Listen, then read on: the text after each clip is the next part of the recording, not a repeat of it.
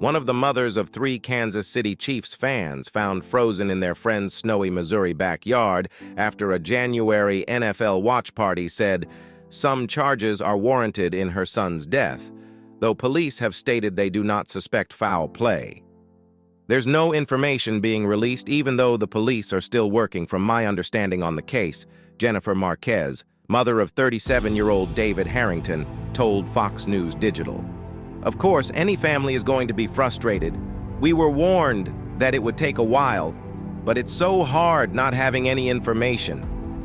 Harrington, Clayton McGeeney, 36, and Ricky Johnson, 38, were discovered frozen and dead behind their longtime friend Jordan Willis's home in Kansas City on January 9, 2 days after they were all last seen alive inside the house watching the Chiefs play the Los Angeles Chargers.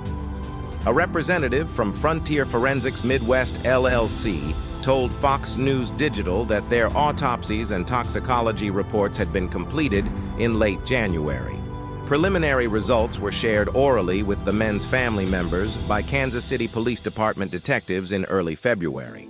THC, cocaine, and lethal levels of fentanyl were reportedly found in their systems, Fox News Digital previously reported.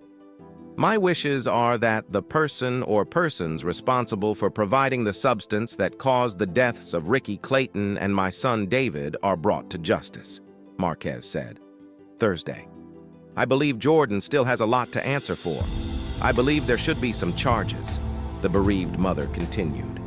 If you have a party and serve too much alcohol and someone drives away from your house and has a wreck and kills themselves or others, you can be charged with overserving.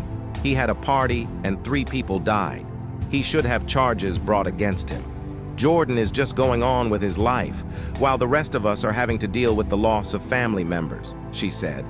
Was his computer checked to see if he had been on it at any time in the 2 days that he didn't answer, and never received any text or anything from family or friends of the men, or even his work? You would think he checked on his work so he wouldn't be in trouble or behind, and that would prove he lied about not knowing the men were dead or dying in his backyard. Make it all make sense where he wouldn't get in trouble, she added. Previously, Willis's attorney said that his client was asleep with closed blinds and noise-canceling headphones for much of the 2 days between allegedly seeing the 3 men outside his front door and the discovery of their bodies on his property 2 days later. Willis moved out of his home on Northwest 83rd Terrace, moved his belongings into storage, and checked into a rehab facility shortly after his friends' deaths, a source close to him previously told Fox News Digital. On Friday, that source said that Marquez's comments were just more speculation from upset parents looking to point fingers and not based on any proven facts. The families do deserve answers, and we all share the frustration on how long it's taking for everyone to have those answers, the source said.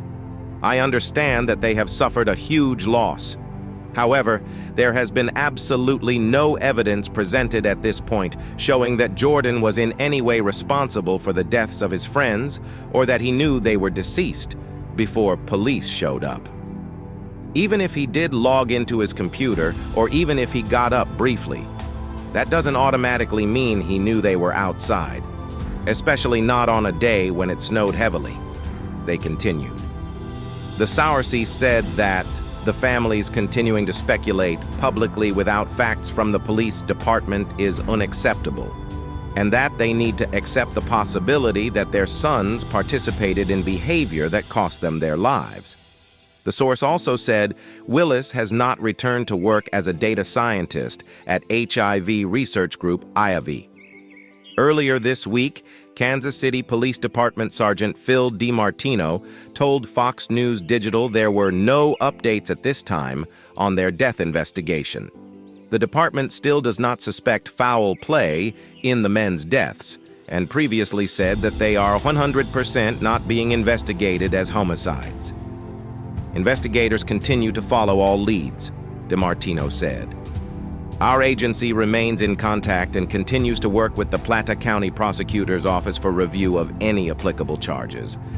The officer also asserted that the results of an autopsy report are not publicly available in an ongoing investigation.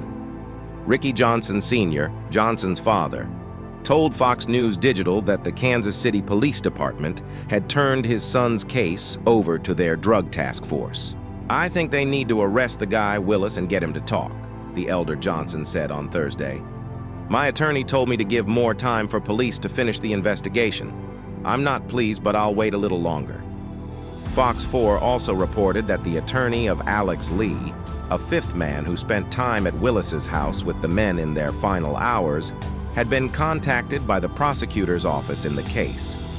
In the months following the discovery of the men's bodies, their loved ones have come forward with theories that Willis played an active role in their demise.